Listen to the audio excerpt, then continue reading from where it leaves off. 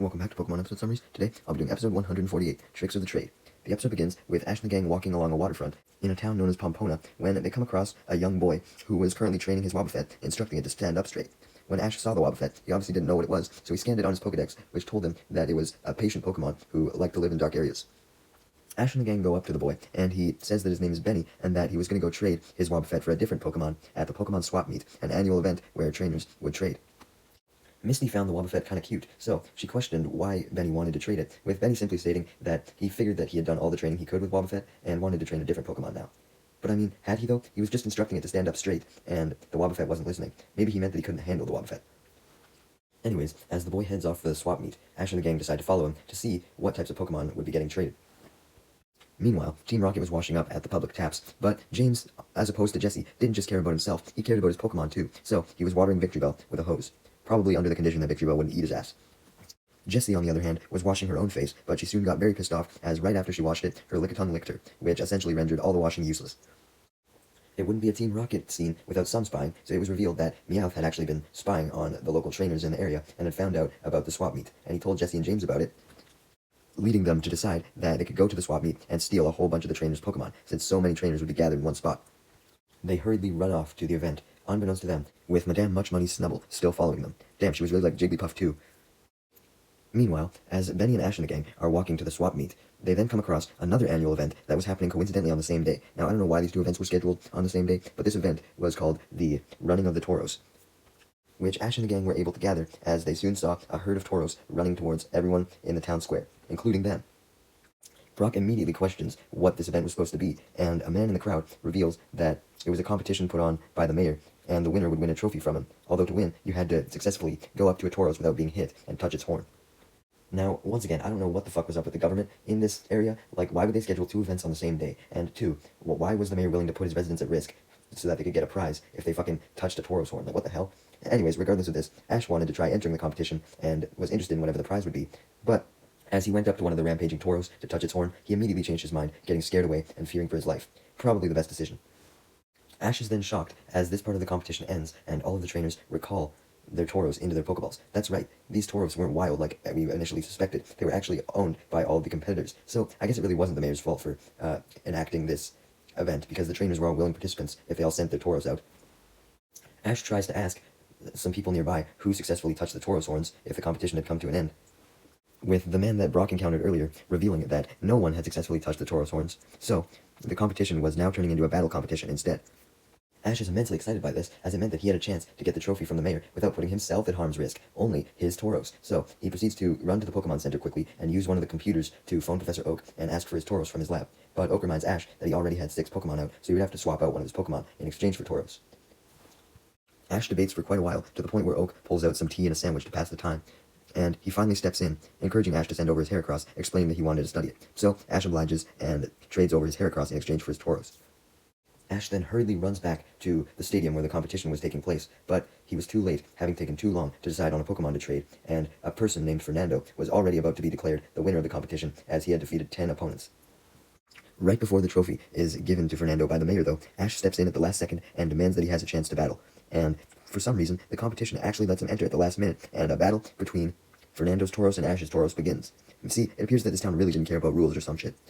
Both Tauros proceed to use takedown on each other, and they're pushing each other back relatively evenly as Benny watches from the town square on a televised screen, and Team Rocket watches as well, as they were currently selling some snacks in an attempt to get some cash. Hey, maybe they turned over a new leaf, and they were only doing actual jobs now. Anyways, Fernando's Tauros began to get the upper hand by using yet another takedown, but Ash simply countered with another takedown of his own, which was strong enough to knock out Fernando's Tauros, winning Ash the competition. Yay, he got a trophy, so cool. Ash and the gang then walked out of the battle stadium with Ash's trophy in his hand when they noticed that the swap meet event had begun in the town square, and trainers had begun trading their Pokemon. One person traded a Machoke for a Venonat, one person traded a Quagsire for a Hoothoot, and one person traded a Sentret for a Chansey, and another person traded a Marill for a Ladybug.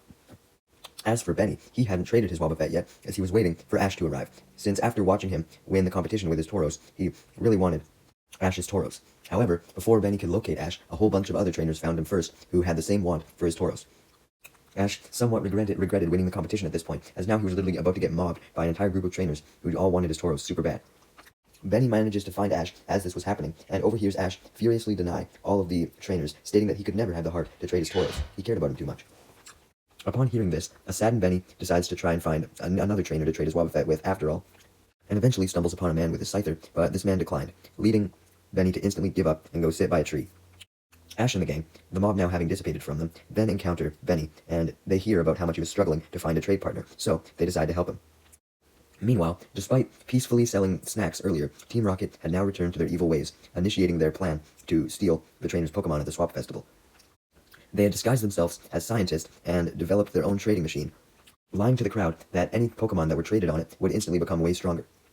A whole bunch of gullible trainers decided to use the machine as they placed their Pokeballs in the little holes and expected a new Pokemon to come out on the other side, being the trainer that they were trading with. However, Meowth was secretly behind the machine, and whenever Pokeballs were put into the holes, he would instead not swap them out with the trainer they were trading with Pokemon, but with an empty Pokeball, therefore giving Team Rocket all of the Pokemon, and leaving the trainers with nothing. As all this was going on, Madame Much Money's Snubble was still looking for Team Rocket, and, unknown to it, it actually walked right past them, but it simply couldn't see them due to the crowd blocking the way. Meanwhile, Misty had went off on her own to try and find Benny a trade partner, when suddenly Psyduck had popped out of its Pokeball completely of its own accord, and this led Misty to get pissed off, threatening Psyduck that she would trade it if it continued its behavior. However, she immediately proved to be full of shit, as a whole bunch of trainers then came up to her, interested in her Psyduck, and asked to trade it, and she immediately declined them, because she secretly cared for Psyduck and didn't want to trade him away. She claimed that she didn't want to trade him because he was too valuable, but come on, Misty, you know that Psyduck didn't have special value, you just cared for him. The trainers were still insistent on getting the Psyduck, so this led Misty to run away. Meanwhile, Ash and Brock had actually managed to find a trainer who was willing to trade with Benny, but only after promising him that if he traded his Stantler, then he would get a warranty for Wobbuffet, so if he didn't end up liking Wobbuffet, then he could trade him back. Meanwhile, yet again, James had left Meowth and Jessie in charge of the trading machine, while he had promised to go and buy everyone some lunch by using the money that they had gathered while selling some snacks. See guys, if you actually do genuine jobs, then you actually get money, unlike with Team Rocket, where you're seemingly never paid. Anyways, as James was walking through the town stands looking for a place to buy lunch, he came across a Magikarp salesman who was pleading for him to buy a Magikarp. James recognized this situation and remembered when a man had also asked him to buy a Magikarp back on the St. Anne, remembering how that went as it evolved into Gyarados and almost killed him. This leads him to decline the Magikarp salesman's offer. However, the seller remains extremely persistent, and this reminds James that this salesman was the exact same one from aboard the St. Anne who sold him the Magikarp that almost killed him. This leads James to angrily confront the salesman, claiming that he would never buy a Magikarp from him again, which led the salesman, who was more greedy than even Team Rocket, to just simply steal all of James's money and run off with it, leading James to chase him down angrily. Meanwhile, Benny and the trainer with the Stantler were finally about to actually trade, after Ash and Brock had successfully convinced the guy with the Stantler. However, their convincing must not have been that concrete, as the man with the Stantler immediately abandoned the trade when he spotted another trainer with Hoot Hoot, claiming that he would rather have a flying Pokemon instead of Wobbuffet. Meanwhile, yet again, Jessie and Meowth were still operating their fake trading scheme when they spotted James chasing after the salesman, and James proceeded to run directly into Jessie, knocking her down. Coincidentally, when Jessie fell, she fell against the trade machine that Benny and the trainer with the Stantler were about to use. And in the process, Jessie's Pokeball that had Lickitung in it had flown out of her pocket and onto the empty spot on the trade machine, since the Stantler trainer had now taken his Pokeball back. As Jessie was distracted by the impact, she didn't notice when her Lickitung had traded with Benny's Wobbuffet, and simply picked up the Pokeball, believing that it was still Lickitung's. She then ran up to go catch up with James, as Benny picked up his new Pokemon, Lickitung, since it had traded with his Wobbuffet. As Jessie and James finally met up, with James having lost the Magikarp salesman, Meowth then panically runs up to him and states that since he was left alone with their trade machine, the crowd had found out the truth about it and were now fuming. Before Jessie and James could ask any further questions, the angry crowd then cornered Team Rocket, demanding all of their Pokemon back. Team Rocket refused, though, as they threw off their disguises and revealed themselves, and deployed a rope to tie up all the trainers, including Ash and the gang, who had stumbled into the crowd. Team Rocket takes the opportunity to escape in their Meowth balloon with all the Pokeballs that they had gathered, but James then decides to get even more Pokeballs before they go, by using a vacuum to suck up all of the trainers' Pokeballs that they hadn't traded. Ash then gets an idea, though, which is to have all the Tauros trainers, including himself, send out their Tauros to take down Team Rocket, literally. And somehow, he was able to tell all the trainers to do this before their Tauros Pokeballs were sucked up by the vacuum. Now, that's a Deus Ex Machina moment right there. But because of this, all the Tauros are released and take down Team Rocket, sending them blasting off, and dropping the bag of stolen Pokeballs in the process. A trainer who didn't happen to be caught in Team Rocket's trap then unleashes his Scyther and uses it to free the trainers from the rope. The freed trainers then go to retrieve all of their Pokeballs from the bag, but they only find empty Pokeballs, revealing that Team Rocket had switched them out at the last moment before they blasted off, and Team Rocket was currently in the forest laughing their asses off at this. They were about to open the bag filled with real Pokeballs and see which rare Pokemon they had acquired when suddenly Ash and the gang arrived. I don't know how they made it to them so quickly, but they did. Ash then sent out his Chikorita to attack Team Rocket, and Jessie tried to retaliate by sending out her Lickitung. However, she finally realized that Lickitung had been traded for the Wobbuffet. Everyone is initially very confused, obviously, but Jessie then realizes what had happened at the trade machine. Jessie was pissed off at having lost her Lickitung, but she ordered Wobbuffet to attack regardless. However, it did absolutely nothing. This led James to pull out a Pokemon guidebook and reveal to Jessie that he had found out that Wobbuffet wasn't actually capable of learning any attacks. This pissed Jessie off immensely, as she complained why the fuck a Pokemon couldn't learn any attacks when essentially every other Pokemon could.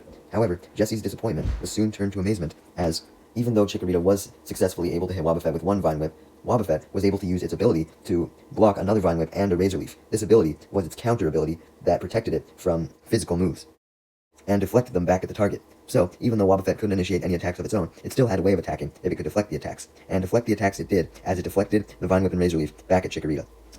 This was enough to knock Chikorita out, forcing Ash to recall it, and leading Jessie, James, and Meowth to all cheer the Wobbuffet on. They actually had a good Pokemon for once.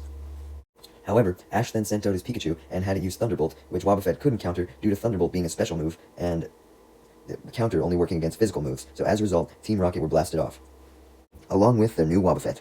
Ash and the gang then take the opportunity to retrieve the real bag of Pokeballs and go back to the town square, where they return all the Pokeballs to their rightful owners. Right after they do this, they encounter Benny yet again, who sends out his new Lickitung that he got from Jessie, and happily talks about it, stating how it liked to lick his face. And even though Jessie hated this, Benny appeared to like it, so maybe Lickitung would be happier with Benny after all. I assume it would be.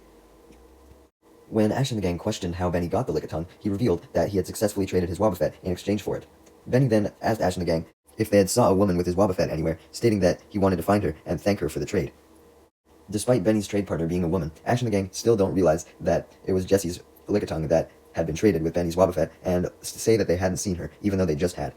Ash and the gang suggest that the woman probably went home by now, so he wouldn't be able to find her, so Benny simply settles with yelling out into the distance in case the woman could hear him, demanding the woman to take good care of his Wobbuffet and thanking her for the Lickitung. We then see the Snubbull, who was pissed off that it didn't find Meowth all day. The episode then ends with one last scene from Team Rocket, who had blasted off onto a tree. Team Rocket talk about the fact that they now had a new member, being Wobbuffet, and Meowth and James are happy at this, but Jessie, on the other hand, was pissed off as Wobbuffet had just failed her, and she would rather have a Lickitung, as it was more reliable. This made Wobbuffet upset, and Jessie didn't want to hear the Wobbuffet cry either, so she did her best to console it, lying that she was sure that Wobbuffet could beat Ash and the gang eventually, even though she knew that this likely wasn't the case.